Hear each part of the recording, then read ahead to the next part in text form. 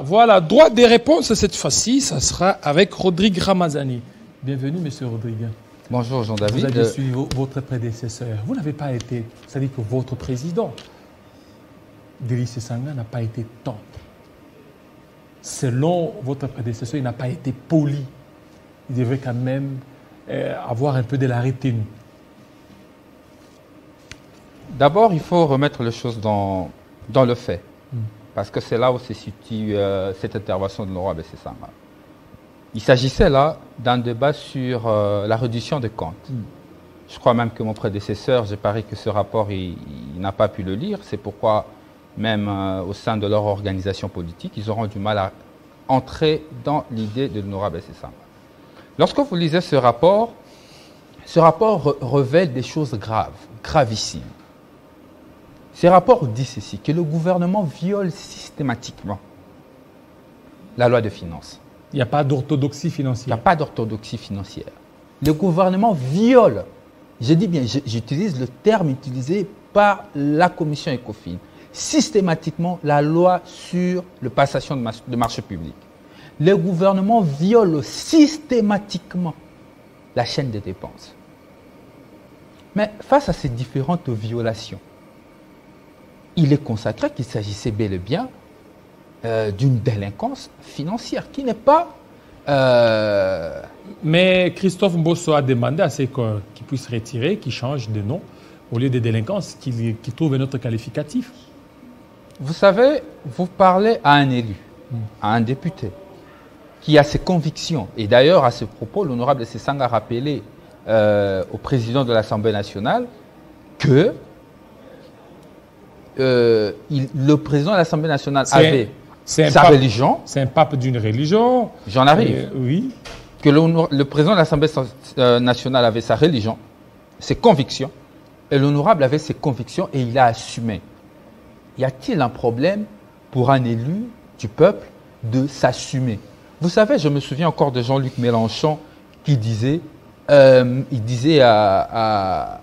ce journaliste de BFM, j'ai oublié le nom, au Parlement, ça parle. Un parlementaire parle. Mais après, il y a une majorité qui s'assume. On l'a vu à travers les différents présidents de l'Assemblée nationale qui sont passés.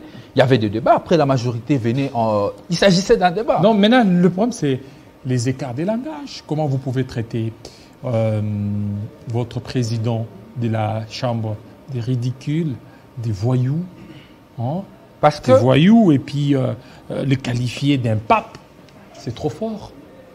Non, les mots avaient leur place.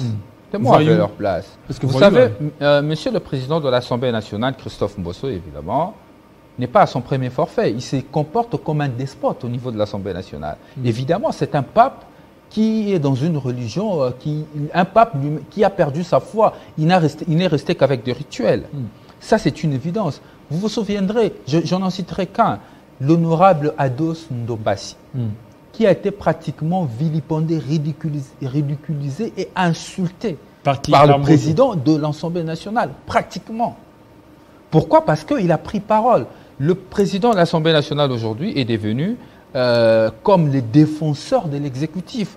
Non, j'ai entendu mon prédécesseur dire que l'honorable Sanga s'est attaqué à l'Assemblée. Nullement l'honorable Sanga s'est attaqué à l'Assemblée. Comme un élu, comme l'autorité qui a investi le gouvernement, il s'est attaqué au gouvernement, qualifiant le comportement du gouvernement comme une délinquance financière. Et là, le sens de son intervention, c'était d'appeler la représentation nationale à la responsabilité. Pourquoi il faut appeler la représentation nationale à la responsabilité?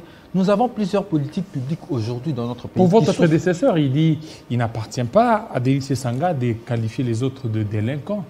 Seul l'organe de la loi qui peut qualifier l'autre des délinquants. Bon, Jean-David, je vais te dire quelque chose. C'est un constat, en fait, certains intellectuels congolais. Ils ont une réflexion binaire. Ça veut dire, si c'est ça, si c'est pas ça, c'est ça. Or, la réflexion peut être multidimensionnelle. Donc, celui qui a fait le droit imagine que la vie d'une société se limite dans la science juridique. Celui qui a fait l'économie, il pense que la vie de la société se limite que dans sa science économique. Or, la réflexion d'un intellectuel doit être pluridimensionnelle. Réfléchir comme ça, c'est faire une réflexion binaire.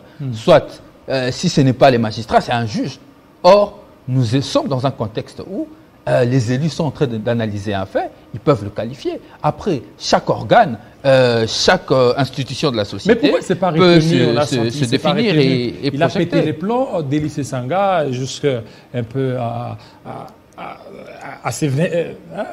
s'injurier, ça n'honore pas la Moi, ce que je peux nationale. dire, dans le cadre d'un figure de style, l'honorable Sessang a réagi en légitime défense. Légitime défense. Il s'est senti agressé par le président de l'Assemblée nationale et il s'est défendu. C'est tout à fait légitime. Le président de l'Assemblée nationale ne doit pas penser que l'Assemblée nationale lui appartient. Il en est le président, mais il n'en est pas le propriétaire. L'union sacrée peut être une majorité. Au sein de l'Assemblée nationale, il existe une minorité Alors, qui est une opposition. Il faut respecter Le président de l'Assemblée nationale, le président de l'Assemblée nationale ne respecte pas les élus. Je crois même que l'honorable Sessanga est parmi les premiers députés qui va ouvrir la voie aux autres députés de savoir réclamer leur position, leurs droits. Il est inacceptable. Je vous ai donné le cas de l'honorable Ados Nobasi, qui a été pratiquement humilié devant ses élus, devant plus de 80 millions de Congolais qui suivaient le débat au niveau de l'Assemblée nationale. Et pourquoi? Parce qu'il a pris parole. Et la parole qu'il prenait pour le président de l'Assemblée nationale, c'était une attaque contre le gouvernement. Mais les élus doivent parler et la majorité doit s'assumer. Je crois que à ce niveau, on ne peut pas en faire un problème. L'honorable Sessanga a repliqué en légitime défense parce qu'il s'est senti agressé verbalement. Oui, mais légitime défense déjà à l'extérieur, aller traiter du président de voyou, c'est trop fort ça. Ça se passe entre députés. On lui a arraché la parole, on ne lui a pas permis de continuer ses idées. Et maintenant, conséquence, il n'y a pas eu meeting au niveau de Kanluka. Et maintenant, on vous promet beaucoup de choses une fois que vous allez fouler les Kanluka. Bon, vous savez, nous ne pouvons pas aujourd'hui décider de faire de certaines zones de notre pays de zones de non-droit. De non-droit. Et que certains compatriotes pensent que parce qu'ils ont eu une raison d'exister comme parti politique, parce qu'avant, il y a certains partis qu'on n'en parlait presque pas, en termes des idées, ils ne proposent rien, sauf la quête de la transhumance, parce qu'on a parlé de la transhumance ici.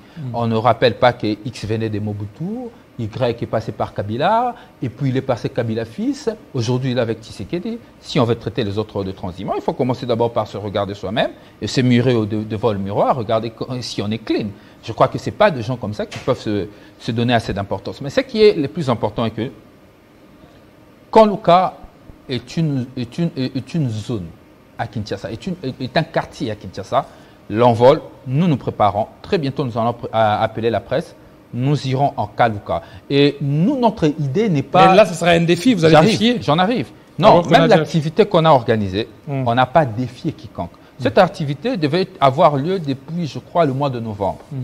À la demande des habitants de Kanluka. Je le dis bien, à la demande des habitants de Kanluka. Je crois que ceux qui suivent Top Congo ont écouté plus d'une fois les habitants de Kanluka appeler l'honorable Sessang, après notre départ de l'Union Sacrée, de venir dire pourquoi on a quitté l'Union Sacrée. Nous, on a décidé de répondre à cette demande. On n'a aucun calcul politique vis-à-vis d'un regroupement, d'un groupe politique, d'une personnalité politique quelconque. C'est le cadet de nos soucis. On vous demande, certains veulent faire de cette histoire leur raison d'existence. L'envol, on n'a pas fait des déclarations là-dessus parce que pour nous, ce n'est même pas une question d'existence. Nous, on existe mieux. Nous avons des propositions telles que la réduction du train de vie de l'État. Nous avons des propositions sur la révision de la loi électorale. Nous avons de meilleurs combats à faire. Nous n'avons pas des combats des bas étages. Nous n'allons pas nous nourrir politiquement vous allez vous excuser à travers une polémique. Vous allez présenter vos excuses. Écoutez, vous parlez de moi je suis Rodrigue Ramazani, vous parlez de l'honorable Sessanga qui est un député, il a sa liberté, il peut ou ne pas présenter ses excuses, tout dépendra que de lui. Moi, je ne peux pas parler en lieu à sa place sur cette question parce qu'il ne m'a pas mandaté sur ça. Mais moi, je pense que c'est un député, il a usé de sa conviction. Parce que même la Bible nous dit, tout ce que vous faites sans conviction est un péché.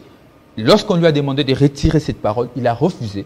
Parce qu'il était convaincu que ce que le gouvernement était en train de faire était une délinquance financière. Maintenant, est-ce qu'on peut imputer à l'honorable Sessanga l'ignorance qu'a fait preuve le speaker de l'Assemblée nationale. Je ne pense pas. Délinquance financière, tous les experts en droit financier, tous les experts financiers, économistes le savent que c'est une terminologie consacrée lorsqu'il y a violation de règles financières. Merci beaucoup, monsieur. Donc on ne peut pas imputer à l'honorable Sessanga l'ignorance du président de l'Assemblée nationale. Rodrigue Ramazan, merci. C'est à moi de vous remercier. De votre passage, on va parler... Donc je confirme que très bientôt, nous allons communiquer et nous viendrons à Kanduka pour tenir notre matinée politique. Secrétaire national de l'UPPN, M. Hervé Nzila, avec nous. Avec lui, on va parler des rôles des partis politiques. Vous voyez ce qui se passe là. C'est parce que certains partis politiques ne sont pas enseignés. C'est tout de suite.